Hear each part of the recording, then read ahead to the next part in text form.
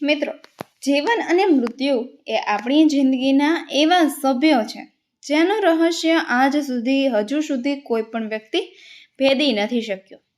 પરંતુ આપણા પૌરાણિક ગ્રંથોમાં જીવન અને મૃત્યુ સંબંધિત ઘણી બધી કથાઓ અને ઘટનાઓના આધારે જન્મ, જીવન અને મૃત્યુનો ભેદ સમજાવેલ છે.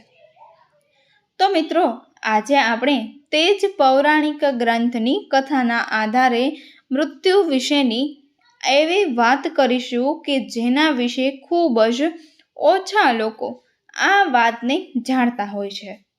તો મિત્રો, આપણે બધા જ લોકો જાણીએ છીએ કે મૃત્યુ તો સૌ માટે અનિશ્ચિત જ છે.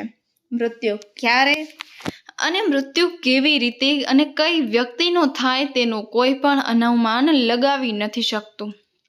પરંતુ મિત્રો, આપણે આજે આ વિડીયોમાં જે વાત જણાવશું તેના આધારે એક વસ્તુ તમને ચોક્કસ જાણવા મળશે કે આપણો મૃત્યુ થવા પાછળનું સાચું કારણ શું છે અને શેના આધારે આપણું મૃત્યુ નક્કી થાય છે. જે માહિતી મિત્રો આપણને આજના આ વિડીયોમાં મળવાની છે, જેથી કરીને આ વિડીયોને અંત સુધી નિહાળતા રહેજો. તેમજ જીવનમાં ઉતારવા જેવી વાતો પણ મિત્રો આજનો વિડીયો અંત સુધી જરૂરથી જોજો. અને જો તમને આજનો અમારો આ પ્રેરક વિડીયો પસંદ આવે તો વિડીયોને એક લાઈક કરીને અમારી યુટ્યુબ ચેનલ જબ્બો એન્ટરટેનમેન્ટને સબસ્ક્રાઈબ કરવાનું ભૂલતા નહીં. તો ચાલો શરૂ કરીએ મૃત્યુ અંગેની આ રોચક અને દિલાશ માહિતીની. મિત્રો, પ્રાચીન કાળમાં એક ગામમાં એક વિધવા સ્ત્રી રહેતી હતી, જેનો એકમાત્ર આધાર હતો તેનો 10 વર્ષનો પુત્ર. આ વિધવા સ્ત્રી પારકા કામ કરીને પોતાનું ઘરને ચલાવતી હતી અને પોતાના પુત્ર સાથે પોતાનું જીવન પસાર કરી રહી હતી. પરંતુ એક દિવસ તેનો પુત્ર રમતો હતો ત્યારે કમનસીબે તેમના દીકરાને સાપ આવીને કરડી ગયો અને તેના કારણે તેનું મૃત્યુ થયું.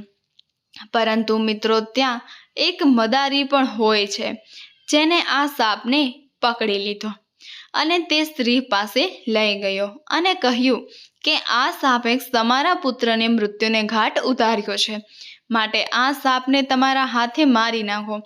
ત્યારે પુત્રની વિધવા માતાએ કહ્યું કે સાપને મારવાથી મારો પુત્ર પાછો તો નહીં આવે, તેથી તેને મારીને શું ફાયદો, એટલા માટે તમે તેને છોડી દો. ત્યારે મદારી તેને સમજાવે છે કે શત્રુને મારી નાખવાથી તમારા પુત્રનો શોક ઓછો થઈ જશે, માટે તમે સાપને મારી નાખો. પરંતુ તે આપને મારવાની ના પાડી દે છે. છતાં પણ મદારી તે સ્ત્રીને ઘણી ઉપસાવે છે કે તે સાપને મારી નાખે, પરંતુ તે સ્ત્રી પોતાના મનથી અડગ રહે છે અને સાપને નથી મારતી. આ જોઈને સાપ મદારીને પૂછે છે કે ભાઈ, આમાં મારો શું વાંક છે કે મને તું કારણ વગર જ મરાવવા માંગે છે? સાપ કહે છે કે મેં મારી ઈચ્છા કે ક્રોધથી આ બાળકને ડંખ નથી માર્યો, પરંતુ મને તો મૃત્યુએ આ બાળકને ડંખવા માટે પ્રેરિત કર્યો હતો, તેથી મારે મૃત્યુના આધીન થઈને તે બાળકને કરડવું પડ્યું. માટે દોષ મારો નહીં, પરંતુ તે મૃત્યુનો છે. મિત્રો, ત્યારે સાપે બાળકને કરડવાનો અને તેના મૃત્યુનો દોષ મૃત્યુ ઉપર જ નાખ્યો.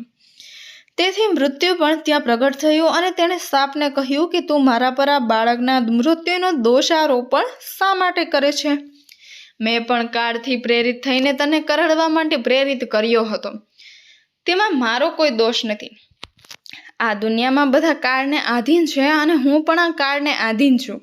હું મારી ઈચ્છાથી કંઈ ન કરી શકું. ત્યારબાદ મૃત્યુએ સાપને કહ્યું કે આ બાળકના મૃત્યુનો દોષ છે ન તો તું છે કે ન તો હું છું, પરંતુ તેનો દોષી તો કાળ છે. જ્યારે મૃત્યુએ પણ બાળકના મૃત્યુનો દોષ કાળ લગાવ્યો ત્યારે કાળે પણ પ્રગટ થઈને તે સ્ત્રીને જણાવ્યું કે આ બાળકના મૃત્યુનો દોષી હું પણ નથી, મૃત્યુ પણ નથી અને શ્રાપ પણ નથી. આ બાળકના મૃત્યુનો દોષી બાળકના કર્મ છે. આ બાળકે પોતાના આગલા જન્મમાં જે કર્મ કર્યા હતા તેના કારણે જ તેનું મૃત્યુ થયું છે. કારણ કે મનુષ્ય હંમેશા પોતે કરેલા કર્મો અનુસાર ફળ ભોગવતો હોય છે.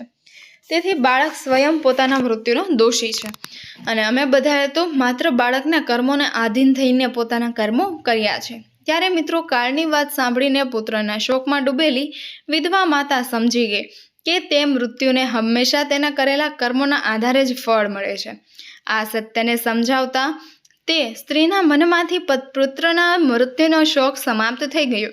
તો મિત્રો જીવનમાં સૌથી મોટું સત્ય તો એ છે કે આપણી સાથે જે પણ થાય છે, જેમ કે સુખ આવે કે દુઃખ આવે કે પછી મૃત્યુ આવે, તે બધું આપણા કર્મોના આધારે થાય છે.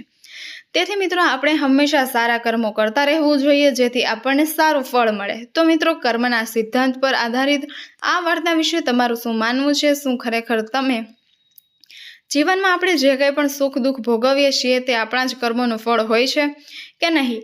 તમારા વિચાર કમેન્ટમાં અવશ્ય જણાવજો.